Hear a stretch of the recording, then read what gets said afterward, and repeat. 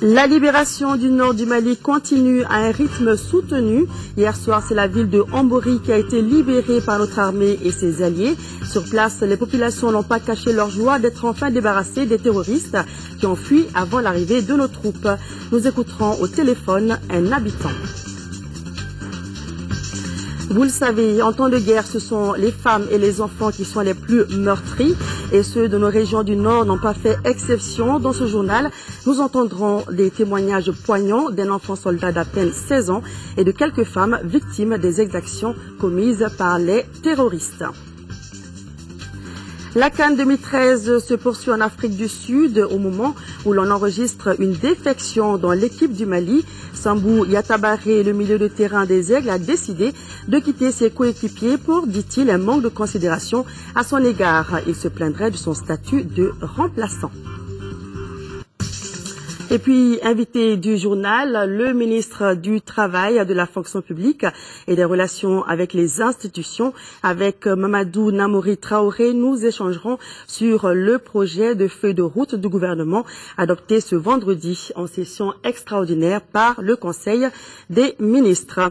Le Conseil des ministres s'est donc réuni en session extraordinaire ce vendredi 25 janvier dans la salle de délibération du palais de Koulouba sous la présidence du président de la République par intérim, le professeur Djankouna Traoré.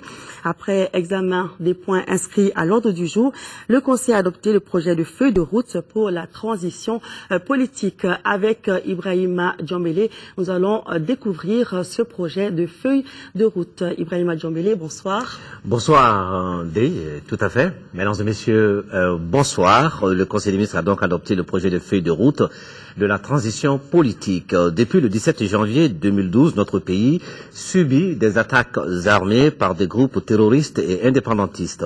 Cette situation aboutit à des événements qui ont entraîné la rupture de l'ordre constitutionnel et l'occupation des 2/3 du territoire national.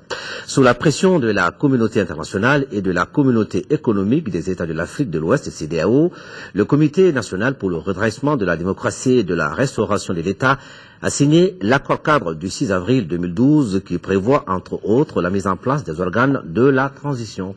Ainsi, le président de la République par intérim et le gouvernement d'union nationale ont été investis et les missions à réaliser au cours de la période transitoire. La présente feuille de route sert de cadre de référence à l'action gouvernementale pour cette période. Elle a été élaborée sur la base d'un processus participatif impliquant les forces vives de la nation et les organisations de la société civile.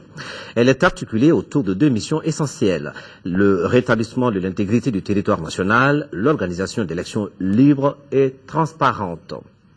Dans le cadre du rétablissement de l'intégrité du territoire national, le gouvernement poursuit les objectifs suivants: la libération des zones sous contrôle des groupes armés avec d'autres forces militaires bilatérales, régionales ou internationales, la mise en place d'un dispositif de défense et de sécurité permettant d'assurer la paix et la sécurité et la quiétude, la restructuration de l'armée, la formation du personnel militaire et la mise à niveau des équipements, l'organisation des discussions armées qui ne mettent en cause ni la laïcité ni l'intégrité territoriale, l'organisation du retour de l'administration dans les zones occupées, le retour volontaire des réfugiés et déplacés des régions du Nord et la prise en charge de leur insertion sociale, l'organisation de dialogue intercommunautaire, la lutte contre l'impunité, la mise en place d'une commission nationale de dialogue et de réconciliation.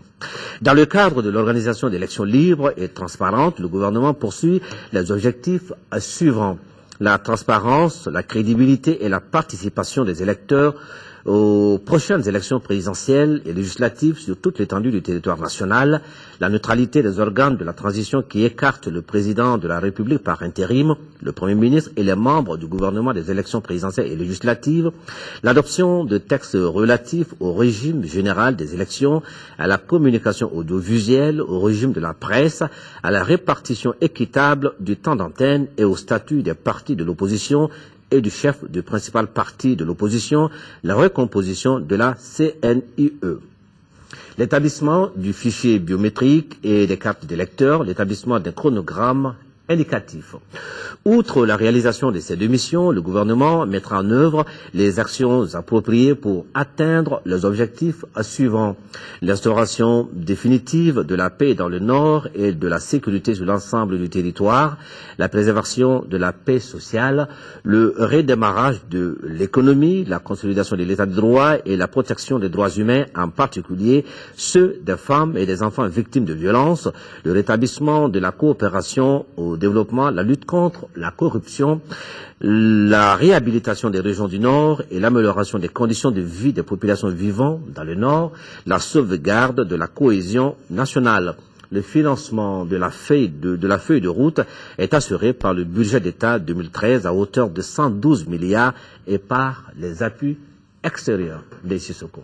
Merci Ibrahima Djambélé. C'était là donc le contenu du projet de feuille de route du gouvernement adopté cet après-midi en session extraordinaire du Conseil des ministres. Alors, pour mieux comprendre cette feuille de route, nous recevons sur notre plateau notre invité du jour, en la personne de Monsieur le ministre du Travail, de la fonction publique et des relations avec les institutions, Monsieur Mamadou Namori Traoré. Monsieur le ministre, bonsoir. Bonsoir, Mme Sissoko.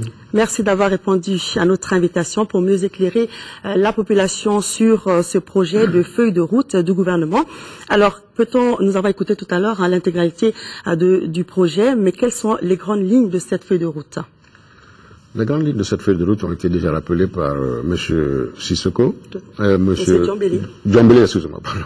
M. Djambélé, dans la lecture du communiqué. En fait, le gouvernement dit dans cette feuille de route ce qu'il est en train de faire et ce qu'il va faire dans les prochaines semaines, dans les prochains mois, pour arriver à atteindre les objectifs fixés à la transition. À savoir, restaurer l'intégrité territoriale du pays et organiser des élections libres, transparentes, équitables. C'est important que le gouvernement mette sur papier, dise cela et informe l'opinion. L'opinion publique nationale d'abord, parce que c'est important que le gouvernement dise ce qu'il va faire, parce que après, il faut que ce gouvernement rende des comptes. Tout à fait. Ensuite, les partenaires au développement qui veulent aider ce gouvernement à réussir la transition ont besoin de savoir ce que ce gouvernement fait et est en train de faire.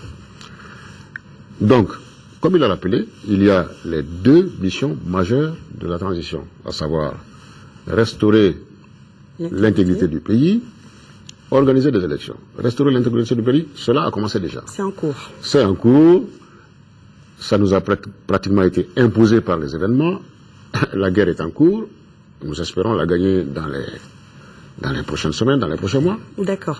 Alors, pour résumer, évidemment, donc les deux grandes lignes, c'est bien sûr l'intégrité, le recouvrement de l'intégrité territoriale et bien sûr l'organisation d'élections libres et transparentes. Alors, quel a été le processus justement d'élaboration de cette feuille de route? Est-ce que tout le monde y a participé? Alors, effectivement, il y avait une commission nationale d'organisation des concertations qui était en place. Et qui avait une sous-commission thématique qui était chargée de l'élaboration de cette feuille de route. J'ai moi-même participé aux travaux de cette commission, mais à la fin, puisque les concertations ne se tenaient pas, le gouvernement donc ne pouvait pas rester sans dire concrètement ce qu'il va faire. Tout à fait, parce que cette feuille de route devait justement sortir des concertations nationales. Absolument. Donc, en fait, ce que le gouvernement a fait, c'est que on a travaillé avec les membres de cette commission, mais en même temps, on a mis sur papier cette feuille de route. Mais par la suite, puisque les concertations ne se tenaient pas, pour d'autres raisons que la feuille de route, le gouvernement a décidé de concerter l'ensemble des forces vives de la nation. Donc, l'avant-projet du document a été envoyé à tous les regroupements politiques, à toutes les associations, à tous ceux qu'on peut mettre sous le vocable forces vives de la nation. D'accord, donc tout le monde y a participé. Tous ont participé, tous ont reçu la feuille de route, et tous ceux qui ont voulu donner des commentaires, des suggestions, l'ont fait. Et je dois dire, la quasi-totalité l'ont fait. D'accord. Alors, nous savons que la communauté internationale avait évidemment demandé cette feuille de route au gouvernement, mais en quoi est-elle déterminante dans le processus de sortie de crise et surtout en quoi est-elle déterminante dans la reprise de la coopération internationale? Pour aider quelqu'un, il faut savoir ce qu'il fait. Tout à fait. Voilà. Donc, vous ne pouvez pas aider quelqu'un s'il ne vous dit pas ce qu'il a envie de faire. Et surtout s'il ne vous dit pas comment il compte faire ce qu'il a dit qu'il va faire. Donc, c'est tout simple. Cette feuille de route est attendue par tout le monde. D'abord, l'opinion malienne. Les Maliens attendent aussi cette feuille de route. Maintenant, les partenaires, oui, forcément, il faut qu'ils sachent comment ce gouvernement va s'y prendre pour arriver à remplir les objectifs qui lui ont été assignés. Et c'est tout ce qu'il y a dans cette feuille de route. Et une fois que cette feuille de route rencontre l'adhésion des partenaires, bon, naturellement, la coopération va être rétablie. Puisque ça veut dire que les objectifs sont partagés, et par nous, et par eux. Voilà, comme ça, les partenaires savent exactement ce que l'on fait. Exactement. Alors, vous avez adopté le projet de feuille de route. Elle doit être évidemment validée par l'Assemblée nationale qui a été convoquée en session extraordinaire. Quelle va être la suite, monsieur le ministre? Bien, donc, le Premier ministre présentera la feuille de route à l'Assemblée nationale qui est convoquée en session extraordinaire, je pense. À partir de ce soir. À partir de ce soir, pour le mardi, donc la session plénière de l'Assemblée nationale, d'après ce que j'en sais, se tiendra mardi. Et jour suivant s'il y a lieu, mais je pense que ça va prendre uniquement la journée de mardi.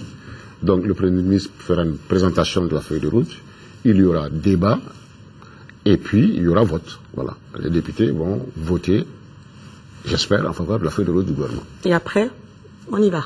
Après, on y va. La feuille de route est là, la route est tracée, et on prend la route. Merci, monsieur le ministre, d'avoir répondu à nos questions. Je rappelle évidemment que le projet de feuille de route du gouvernement a été adopté cet après-midi en session extraordinaire par le Conseil des ministres. Et justement, à ce sujet, le président de la République a décrété, vu la Constitution, vu le décret numéro 2012-708 PRM du 11 décembre 2012, portant nomination du Premier ministre, donc à la demande du Premier ministre, le président de la République décrète.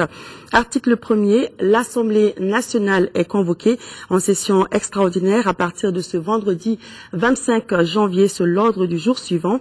Examen du projet de feuille de route pour la transition politique. Article 2, le présent décret sera enregistré et publié au journal officiel. Nous poursuivons ce journal. La libération du nord du Mali continue à un rythme soutenu. La nouvelle est tombée hier soir. La ville de Hambori a été libérée des griffes des terroristes qui martyrisaient les populations depuis des mois. L'armée malienne y est entrée hier vers 18h, appuyée par les troupes françaises, et y a rencontré un accueil très chaleureux. Visiblement, les occupants avaient déjà vidé les lieux puisqu'il n'y a pas eu de combat. Pour en savoir plus, nous avons joint au téléphone monsieur Aboubakar Maïga, un habitant de Hambori, qui nous donne la situation dans la ville. Les propos sont recueillis par Thiessira Dambeli. La situation à Hambori, c'est de l'ambiance. Tout le monde est sorti, la population entière, tout le monde est au bord des guidons avec des drapeaux français et maliens en main. La population crie, et tout le monde parle Mali, Mali, il y a un monde qui est sorti. Ça veut dire qu'on a duré dans la souffrance, nous avons duré dans la galère, tout le monde était isolé, tout le monde était écarté. Donc c'est là, de fait que la population a vu l'armée malienne, tout le monde est content. Tout le monde est content. Hambori a été libéré. Est-ce qu'il y a eu des combats à Hambori? Il y a eu des militaires qui ont passé par des avions un peu dans les brousses et les hameaux de Hambori où il y a eu quelques frappes. À Hambori, ça va, la population aujourd'hui est très contente. Tout le monde crie Mali, Mali. On a essayé même de rencontrer les militaires pour les amener. C'est les autorités locaux, les autorités qui sont là, les autorités coutumières pour les accueillir. Bon, ils disent qu'ils n'ont pas le temps, mais ils vont faire des patrouilles pour le moment dans des brousses. Donc Hambori était aussi sous occupation des islamistes. Ils ont dû imposer de nouvelles habitudes là-bas. Oui, Hambori était occupé par des islamistes. Ils étaient occupés par des islamistes. Auparavant, c'était MLLA.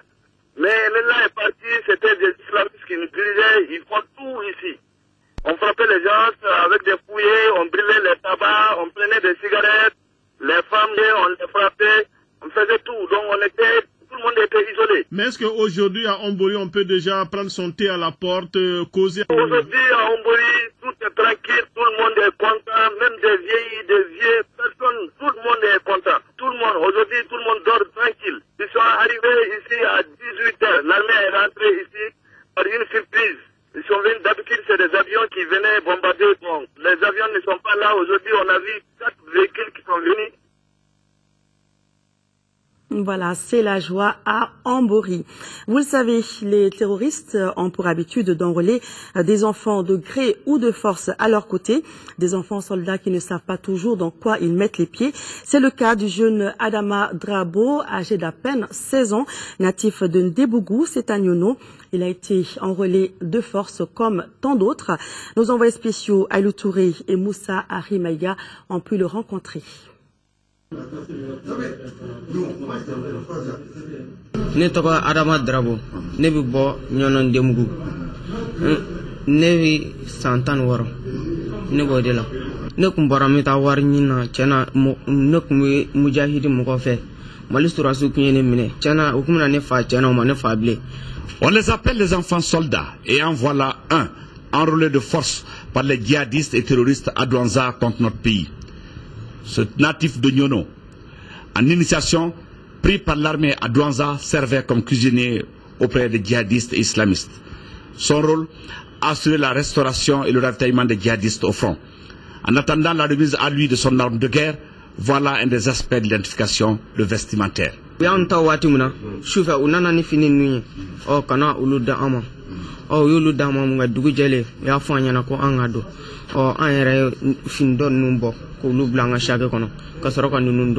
Yana ni ɲɔgɔnna t'u bɛɛ bolo minnu min fɛngana yen nɔ ni ɲɔgɔnna bɛ dɔw bolo mais dɔw ka fini ɲɔgɔnna o ye ni ɲɔgɔnna tom lama ye maya o ye ɲɔgɔnna tom lama ye mutotigi dɔ de taara ni Douanza dɔ sina ka o kun ka ca dɔ sina ka an tɛmɛtɔla ye ten nɔ ko yala k'an bɛ taa min an ko an bɛ taa baara ɲini dugu kɔnɔna na ko sana an ka taa baara ɲini dugu kɔnɔ ye k'an ka na olu fɛ u k'an ta tobili la ko n'a kɛra kalo sara u bɛ dɔɔni di an ma ne yɛrɛ ɲɛfɔ n tɔ kelen ɲɛna n ko tiɲɛna tobili kɔni tɛ baara gɛlɛn ale yɛrɛ kun sigara yɛrɛ a ko ko kɔni k'u tɛ fɛn k'an na kɔni an tora o kuma na cɛ mun y'an wele ka taa a ko tiɲɛna k'olu tɛ foyi k'an na ko ni kalo sara kɔni ko a bɛ se ka wari dɔ d'a ma an tora yen nɔ an ye tile damadamani kɛ yen nɔ an kun to ka tobili kɛ ni dumuni mɔna dɔw kun pɔso la tile fɛ an kun to ka taa dumuni di olu ma yen nɔ kɛlen mun kɛ fo kɔfɛ tuguni mobili 5 de kun bɛ yen nɔ o kɔfɛ o mobili 5 in fana wulila o mobili 5 in wulilen mun kɛ olu fana taara k'olu bɛ taa tɔ ninnu nɔfɛ olu fana taara sa tɔ tora anw ye kuru kɔnɔ ani mɔgɔ minnu bi fɛngana pɔsu la u ye fini ninnu da an ma mun kɛ u taatɔ la u ko yala ko an bɛ se marifa ci la ne ko tiɲɛna an kɔni ma deli ka marifa ci k'an tɛ se marifa ci la an ko tiɲɛna an ma deli ka marifa ci ko n'u taara ko n'u nana k'u b'a lajɛ ko n'an bɛ se k'u b'an dege marifa la. Sauvé comme il dit, c'est avec regret et remords qu'il raconte ce qu'il a vécu. Et pour l'instant, dans sa bouche, 2 messages. Retrouver d'abord ses parents à Nyono et alerter les enfants du Mali. Ne kɔni bɛ mun fɔ denmisɛnninw ɲɛna tiɲɛna u k'u yɛrɛ kɔlɔsi n'o tɛ a bɛ kɛ baara ye parce que ni mɔgɔ minnu donnen filɛ yan nɔ tan nɔ tiɲɛna ne yɛrɛ m'a dɔn ne bɛna fɛn fɛn de kɔ ne kɔni baara in na ne b'a la tanu yɛrɛ de k'a la barikada parce que ayi n tɛ don a la bilen dɛ. Et pour les forces de sécurité à Sévaré, il s'agit par cet exemple d'interpeller les parents à la vigilance. Les inquiétudes vont plutôt en direction des parents qui remettent leurs enfants pour l'école coranique. Au fait, à partir de leur village, ils sont des élèves coraniques, mais quand ils viennent à Sévaré, on les détourne et on les enrôle de force dans l'armée par les islamistes. Donc il faut que les parents soient extrêmement prudents, savoir à qui remettre leurs enfants pour l'école coranique. En attendant, ce cuisinier spécial est très bien traité par les forces armées de sécurité en poste à Mopti et à Sévaré et gardé, comme on dit ici, en langage militaire pour sa propre sécurité. Et oui, c'est triste. Après les enfants, intéressons-nous au cas des femmes qui ont été, elles aussi, victimes des terroristes dans le Nord et ont été les plus meurtries. Elles ont été, entre autres, violées et humiliées, souvent devant leur époux. Quelques-unes d'entre elles témoignent. Suivant. L'Association pour le progrès et la défense des droits des femmes est née en même temps que l'ouverture démocratique malienne. 22 ans après, avec sa fondatrice, elle est en première ligne pour accueillir, écouter et orienter les femmes qui ont fui les exactions des islamistes au nord. Ma voisine, c'est 3 filles. Aucune d'elles n'a encore 16 ans. Et on les a amenées de 20h jusqu'à 4h du matin. Pour les violer. Les viols collectifs, les mariages forcés perpétrés au nom de l'islam révoltent Fatoumata Siré Diakité. La loi islamique dit quand un homme marie une femme ou tu maries plusieurs, tu peux te marier jusqu'à 4. Mais il n'est jamais dit qu'un homme marie une femme et plusieurs hommes passent. Il n'y a pas ça. Ça c'est interdit parce que ça c'est le viol. On a subi toutes sortes d'humiliations, toutes sortes de marginalisations, tout ce que vous pouvez imaginer comme violente fête sur les femmes, on l'a subi à Gao. Pour qu'il n'y ait pas d'impunité, ils ont besoin d'appui politique pour que les personnes qui ont commis ces viols-là soient identifiées et traduites en justice. Alors, les militants de la PDF de la région de Tombouctou témoignent également de crimes sexuels, d'une violence inouïe. Ils ont braqué l'arme sur le mari et ils ont dit au mari, assois-toi, voir ce qu'on va faire pour ta femme. Et les 3 hommes ont violé la femme devant le mari et jusqu'à nos jours, le mari ne parle pas. Voilà, Ambori a été libéré hier. La libération totale de notre territoire, c'est pour très bientôt. Et puis ces messages de soutien en faveur de nos forces armées et leurs alliés, l'Association pour le progrès et la défense des droits des femmes APDF et l'Association des jeunes ingénieurs du Mali félicitent nos troupes pour leur engagement sur le terrain et saluent la détermination des pays amis aux côtés du Mali pour chasser les terroristes. Double audience à la résidence du président de la République par intérim.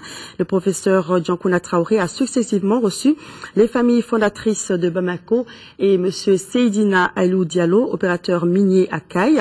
Dans les 2 cas, les visiteurs ont fait respectivement une contribution à l'effort de guerre d'1 million et de 20 millions de francs CFA. Le président, en retour, les a donc remerciés pour ces gestes patriotiques. Le compte-rendu des audiences, c'est avec Adama Djimidi. Les représentants des familles fondatrices de Bamako sont les premières à être reçus par le président de la République par intérim, le professeur Djankouna Traoré. Les Niaré, Touré et Dravé ont félicité et encouragé le président Traoré par rapport à toutes les initiatives entreprises pour la reconquête du pays. Ils en ont profité pour faire une contribution d'1 million de francs CFA à l'effort de guerre. Nous sommes une délégation des familles fondatrices. Nous sommes venus à la résidence ce soir, rendre visite au président de la République, apporter une autre contribution à l'effort de guerre. Nous continuons et nous avons toujours fait des bénédictions pour le pays. Seydina Oumar Diallo, opérateur minier à Caille, est la 2e personne à être reçue. Selon M. Diallo, il est venu répondre à l'appel du président s'agissant de la participation de tous les Maliens pour la libération des zones occupées. Je suis venu répondre à son appel en tant que minier et sous-traitant pour donner notre effort de guerre dans ces moments difficiles. Le montant de la contribution est de 20 millions. La SFTP aussi est un groupe. Donc vraiment ça c'est notre première contribution et Inch'Allah il y aura d'autres. Dans les 2 cas, Djankouna a tenu à les remercier pour leur geste combien patriotique au moment où le pays a tant besoin. Le président de la République par intérim quitte Bamako demain pour Addis Abeba en Éthiopie. Il participera au sommet des chefs d'État et de gouvernement de l'Union africaine et à la conférence des donateurs de fonds en faveur du Mali. À l'occasion de ce départ, demain samedi 26 janvier, le protocole de la République convoque à 10 heures les membres de la délégation présidentielle, les membres des corps constitués désignés à 10h30. Le décollage de l'avion présidentiel est prévu pour 11h. En plus du traumatisme infligé aux personnes, les terroristes ont également causé des dégâts dans la zone de production de l'Office du Niger. Si fort heureusement la production en cours de la campagne agricole n'est pas compromise, des préjudices ont été causés aux locaux administratifs. Le président directeur général de l'Office du Niger était ce vendredi à Diabali pour faire le constat de Ségou, la correspondance de Kandesila. Diabali, ce village de Nyono qui a polarisé l'actualité est avant tout une zone de production de l'Office du Niger. Chef-lieu de la zone de Kouroumari, le village de Diabali occupe une place de choix dans le dispositif alimentaire de notre pays. Rien que pour cette année, près de 126 000 tonnes de riz sont attendus dans la zone. Il s'agit à travers cette visite du président directeur général de l'Office du Niger et de ses responsables techniques de faire un état de lieu après l'envahissement du village par les forces rebelles. Les constats, les activités reprennent leur cours normal. Petit commerce, les activités post-récolte. Même si de façon générale, la production n'est pas affectée par la crise, force est de constater que les locaux de l'office, précédemment tenus par les envahisseurs et actuellement occupés par nos forces armées de sécurité, ont subi d'énormes préjudices. La zone a été totalement libérée et les activités de production agricole ont redémarré. À ce niveau, il n'y a pas de problème. Donc, concernant l'administration de l'Office Niger, comme je l'ai dit tantôt, toutes les dispositions seront prises pour que, dans un très très bref délai, les locaux puissent être mis en état et que les équipements minimums nécessaires soient mis à la disposition de la zone. Le président directeur général de l'Office du Niger a mis cette visite à profit pour remettre au nom de sa structure une enveloppe symbolique de 500 000 francs CFA, un bœuf et 500 kg de riz aux éléments des forces armées de sécurité stationnés dans la localité. Nous savons de par ce geste que la population malienne est en train de soutenir l'armée malienne et surtout particulièrement l'Office du Niger, avec qui nous avons eu de très bonnes collaborations. Une visite guidée a permis de mesurer les émotions intenses de ces journées d'occupation par les forces rebelles. Toujours en vue de la libération de notre territoire, la Côte d'Ivoire prévoit d'envoyer 500 soldats pour appuyer l'armée malienne.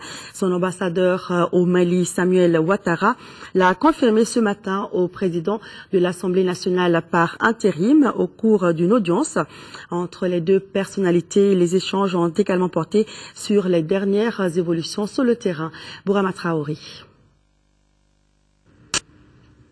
Ce n'est pas une audience de plus, mais une confirmation du soutien de la Côte d'Ivoire au Mali dans la résolution de la crise sécuritaire.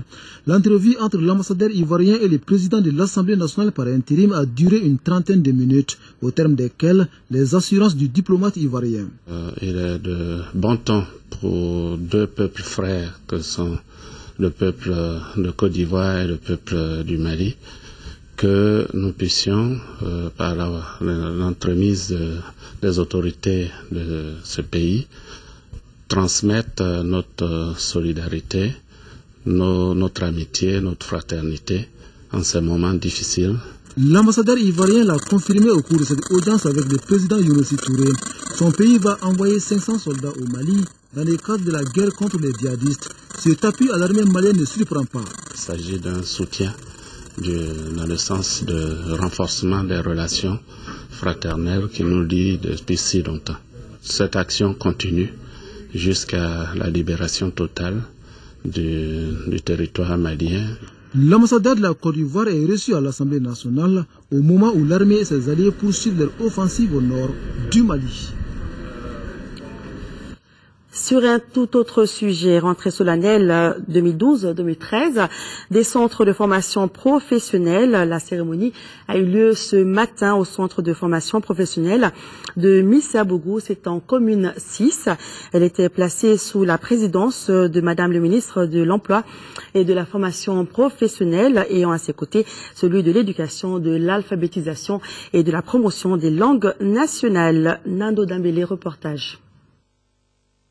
Initialement prévue à Yanfolila, cette cérémonie a été ramenée au centre de Missabougou à cause du contexte actuel du pays. Elle a été mise à profit par le président de l'Assemblée permanente des chambres de métiers du Mali pour rappeler quelques évolutions enregistrées dans le cadre de la formation professionnelle par apprentissage de type duel depuis 2 décennies. Aujourd'hui, Environ 70 organisations professionnelles d'artisans participent à la formation professionnelle par apprentissage à travers tout le pays, contre une seule organisation professionnelle en 1994. S'agissant des corps de métier développés, ils ont évolué d'un corps de métier en 1994 à 12 corps de métier en 2013. Deuxième du genre, la rentrée des formations des centres de formation s'inscrit dans la dynamique enclenchée visant à rénover et à structurer le sous-secteur de la formation professionnelle. Les centres de formation professionnelle à côté du ministère doivent observer ou disons doivent opérer le changement de paradigme dans ce domaine combien stratégique et important. Très solennel, la rentrée 2012-2013 témoigne tout l'intérêt que les plus hautes autorités attachent à la formation professionnelle par apprentissage des types duels au Mali. L'adoption de la politique nationale de formation professionnelle et de son plan d'action, le programme décennal de développement de la formation professionnelle PRODEFPUR constitue, n'en point douter, les étapes importantes vers la construction d'un système national de formation crédible et répondant aux besoins en ressources humaines de notre pays. La cérémonie s'est achevée par une visite guidée du centre de Missabougou qui regroupe plusieurs ateliers. Et sachez que le ministre de l'Enseignement supérieur et de la Recherche scientifique, professeur Messaoud Ould Mohamed Labib, a visité ce vendredi 25 janvier la direction des finances et du matériel et la direction nationale de l'enseignement supérieur et de la recherche scientifique, deux structures relevant de son département. Le professeur Messaoud a essentiellement insisté sur le respect strict de la réglementation en vigueur, l'amélioration des conditions de travail des agents, la promotion et le développement de la recherche scientifique et technologique à travers notamment la dynamisation du fonds compétitif pour la recherche scientifique et l'innovation. La première dame est rentrée aujourd'hui du Niger, à Niamey. Elle a rencontré la communauté malienne. C'était à l'ambassade du Mali à Niamey, accompagnée par la première dame du Niger, Madame Traoré. Mintou Doucouré a non seulement apporté un message de soutien et de compassion du président et du peuple malien, mais aussi et surtout plein de cadeaux pour les réfugiés maliens. Retrouvons nos envoyés spéciaux Demawan et Nyanya Alou Traoré. C'est une première dame de cœur qui a rencontré en ce mercredi les Maliens vivant au Niger. L'épouse du chef de l'État a écouté, observé et parlé avec chaque représentant d'association afin de s'imprégner des réalités de leur quotidien. Le sort des réfugiés maliens au cœur de la rencontre. C'est avec le cœur meurtri que je vous rencontre aujourd'hui pour vous transmettre le soutien, la solidarité et la fraternité du président de la République du Mali, le professeur Dioncounda Traoré, du gouvernement et de tout le peuple malien. Je suis peiné de voir ces milliers de personnes qui ont quitté leur famille, laissant derrière elles troupeaux et champs. Je suis peiné de voir ces milliers d'enfants qui ne vont plus à l'école et ne jouent plus au ballon. Quelle tristesse. Dans son allocution, Mme Traoré a exhorté la communauté à garder espoir. Elle demande à tous les Maliens d'être debout comme un seul homme derrière l'armée nationale. Je suis convaincu que les actions en cours menées par nos forces de défense et de sécurité, avec l'appui de la communauté internationale, viendront à bout, Inch'Allah. Mais ils auront besoin dans cette mission que nous considérons comme sacrée de votre solidarité et de l'accompagnement de tous les Maliens. La première dame n'est pas venue les mains vides. Tout en mettant un accent particulier sur la solidarité nigérienne, Mme Traoré a fait don de 5 millions de francs CFA aux réfugiés maliens du Niger. Elle a aussi offert 100 cartons de savon et 100 couvertures, des dons qui seront partagés entre les différents sites que compte le pays. Je rappelle que la première dame est rentrée aujourd'hui de Niamey. La 19e session du comité d'orientation et de suivi de la gestion des activités aéronautiques nationales du Mali s'est tenue ce vendredi à l'Agence nationale de l'aviation civile, présidée par le ministre de l'Équipement et des Transports. La rencontre vise à examiner et à adopter les états financiers de l'exercice écoulé. Elle vise également à faire le point sur l'exploitation technique et les ressources humaines. Le reportage est de Daouda Sidiki Diara.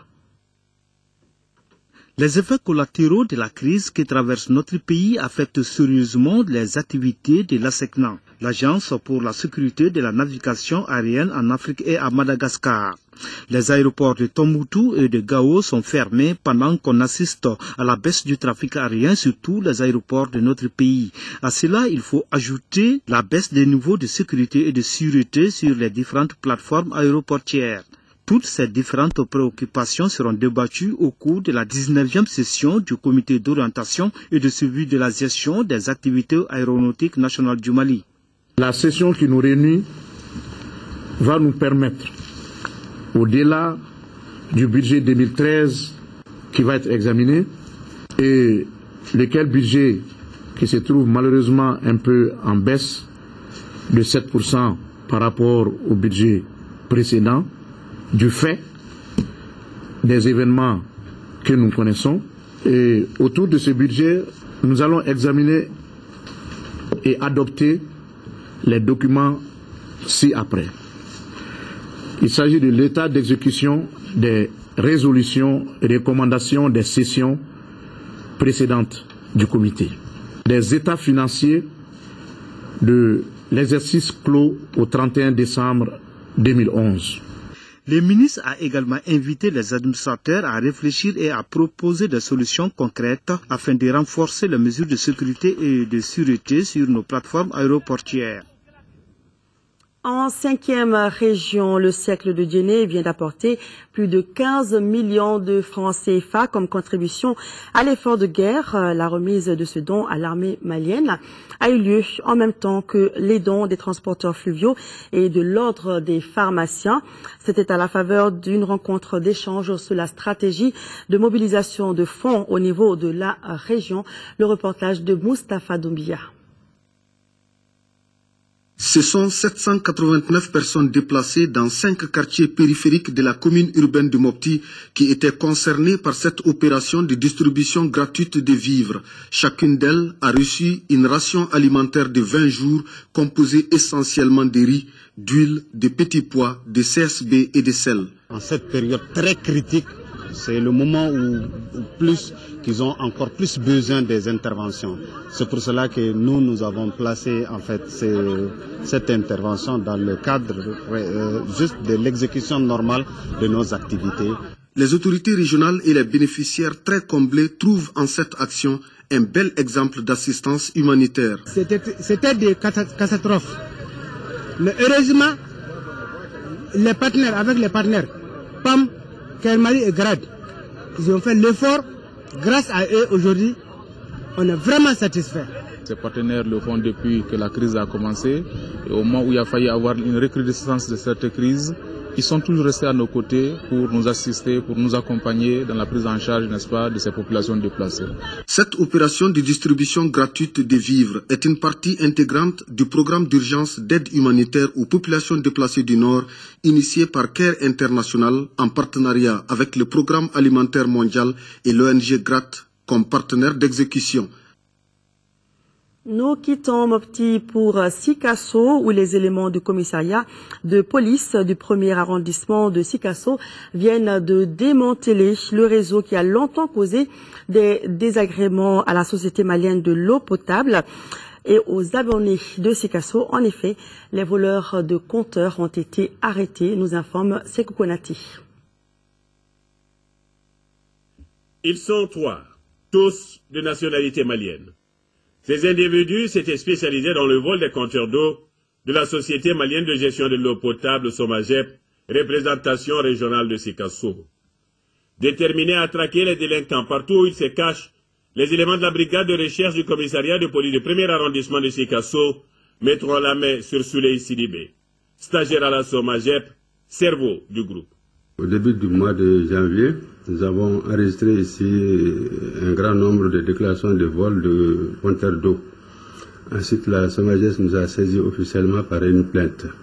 Donc, au vu de tout cela, nous avons commencé à intensifier les patrouilles C'est ainsi que dans la nuit du samedi au dimanche, la patrouille dans le quartier de Wairma est tombée sur cet individu en flagrant délit de vol. Il était en possession de 2 compteurs que nous avons saisis. Ensuite, au fil des enquêtes, on a découvert encore qu'il avait eu à voler d'autres compteurs au nombre de 11. Aboubakar Keïta, connu commerçant ambulant à travers la ville de Sikasso, et Enza Sogodogo, forgeron, sont les 2 receleurs dans le réseau. Mais pour quelle fin? C'est en réalité quand ils prennent les compteurs, ils détruisent complètement, ils cassent l'appareil et ils tirent les éléments qui sont à l'intérieur. Les éléments composants, il y en a plusieurs, il y a des métaux là-dedans. Nous ne sommes pas très sûrs de quelle utilisation les gens font. En cette période particulière pour notre pays, chaque citoyen se doit de participer pleinement à la sécurisation de nos villes. Chaque jour, chaque nuit, des jours comme de nuit, maintenant les patrouilles sont effectuées au niveau de tous les quartiers de la commune. L'appel que j'ai lancé à la police, c'est vraiment de continuer à nous aider par les informations, de ne pas céder à la panique et de ne pas aussi tomber dans l'exaction. Souley Sidibé, Aboubakar Keïta et Enza Sogodogo seront présentés au juge pour être définitivement fixés sur leur sort. Sport football, CAN Afrique du Sud 2013, pour le compte de la 2e journée démarrée cet après-midi dans le groupe C. La Zambie et le Nigeria ont fait match nul, 1 but partout. Juste après, en seconde heure, le Burkina Faso a réussi un festival offensif 4-0 sur l'Éthiopie. Le résumé des matchs avec Kumba Nyameli.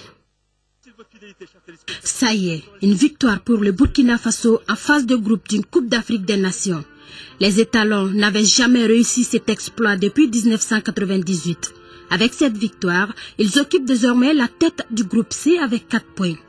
Quant aux Éthiopiens, ils sont derniers du groupe avec 1 point. Sur la pelouse, c'est le Burkina Faso qui se signale à la 34e minute par Alain Traoré. 1-0, ce score mène à la pause. Au retour des vestiaires, les Éthiopiens tentent de revenir avec quelques tentatives, mais en vain. 59e minute, Abdoulaye Salama, le gardien de but burkinabé, est expulsé, réduit à 10, les étalons pressent. 73e minute, Alain Traoré signe son doublé de la soirée. Un joli but. Jakari Diakone et Jonathan Pitroipa limitent respectivement au 78e et dans les arrêts de jeu. 4-0 en faveur du Burkina Faso, c'est le score au terme de la rencontre. Auparavant, c'est sous pression que les 2 équipes favorites du groupe C, la Zambie tenante du titre, et le Nigeria se sont affrontés ici sur la pelouse du Bombela Stadium de Nelspruit. Ces face-à-face n'avaient qu'un seul enjeu pour ces 2 formations. Les 3 premiers points de la victoire après des nuls concédés lors de la précédente journée. Après un pénalty manqué par John Obi Mikel à la 25e minute, la première période se solde par un nul blanc. La seconde période repart avec la même configuration, avec une légère domination des Super Eagles. 56e minute, sur un effort personnel de l'attaquant du Spartak de Moscou, Emmanuel Emenike ouvre le score pour le Nigeria. Mené 1-0, les Zambiens ne baissent pour autant pas les bras. Ils obtiennent l'égalisation à la 83e minute par Kennedy Mwene sur penalty. 1-1, c'est sur ce score que l'arbitre siffle la fin du match. Pour la 3e journée dans le groupe C, le Burkina Faso joue contre la Zambie et l'Éthiopie affronte le Nigeria mardi prochain.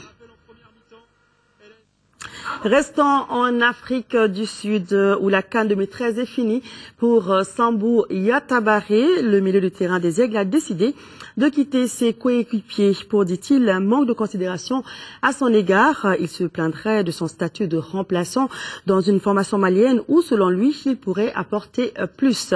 L'équipe nationale du Mali est partie aujourd'hui à Durban dans le même avion que son adversaire du dernier match de poule lundi, la République démocratique du Congo. Malgré la défaite contre le Ghana jeudi, les Aigles ont leur destin au bout de leur crampon.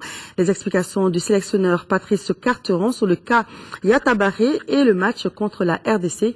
Il est au micro de Khalifa Namon Traoré.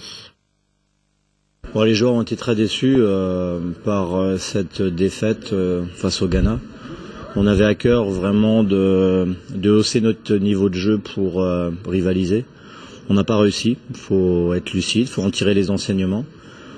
La bonne nouvelle, j'ai envie de dire, c'est que avant ce troisième match, on a toujours notre destin entre nos pieds, puisque le Congo a été tenu en échec par le Niger. Donc un nul nous qualifierait pour les quarts de finale, mais la réflexion elle est plus profonde. C'est, de mon point de vue, ce qu'on a montré sur les 2 premiers matchs n'est pas suffisant pour espérer être vraiment compétitif sur cette compétition. On a manqué de trop de choses dans trop de secteurs pour pouvoir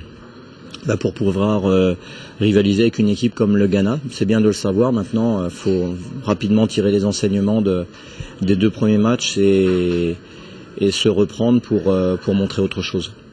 Vous avez parlé de bonnes nouvelles et également les bonnes nouvelles vont généralement avec les mauvaises. Le départ de Sambou Yatabare, qu'est-ce qui s'est passé réellement? Écoutez, c'est dire que c'est une mauvaise nouvelle, c'est surtout le fait qu'il m'a fait part hier de son désir de quitter la sélection parce qu'il s'y sentait pas bien, pas heureux, parce que il a, selon lui, pas assez de temps de jeu. J'ai réuni les leaders et on a accepté son auto-exclusion de la sélection. C'est assez décevant parce que quand on fait déjà partie des 23 d'un pays, j'estime qu'il y a un devoir vis-à-vis du pays. Ça n'a pas été simple de faire ce choix-là. Maintenant, je préfère avoir 22 joueurs très motivés que 23 ou un qui se sent pas concerné par l'équipe nationale. Et oui, c'est dommage. En tout cas, bonne chance aux Aigles pour leur match face à la RDC.